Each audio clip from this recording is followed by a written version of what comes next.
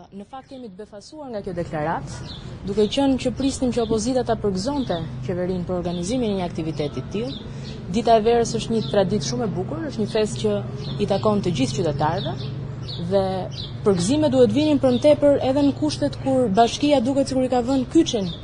aktiviteteve dhe punëve, se ish-kryetari e ka dërguar kryetarin aktual të bashkisë për të marrë me punë të Shqupit dhe është goxha i angazhuar andej. Kështu që në këto kushte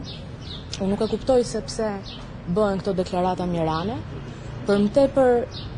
në kushtet që nesër nuk ka një vendim për të hapur shkollat, nuk ka një vendim për të nxjerrë nxënësit e shkollave dhe për të çuar nëpër aktivitetet e qeverisë. Përkundrazi, me sa duket opozita e sotme, maxhoranca e dieshme ka ende të freskët kujtimin kur çdo aktivitet, qoftë ky fest apo miting partijak, e mbushte me nxënësit e shkollave, të cilët i nxirrte me rreshtore, i largonte nga dita e zakonshme e dijen nxënjes dhe i bënte dekor të fjalimeve bajate të zyrtarëve të partisë aso kohë në pushtet. Fatmirësisht kohërat kanë ndryshuar, nesër është një fest, është një traditë e bukur siç thash, është fest për të gjithë dhe unë marr shkas që t'ju bëj thirrje dhe t'i ftoj në këtë fest të gjithë, edhe nxënësit e shkollave, të rinj, të vjetër,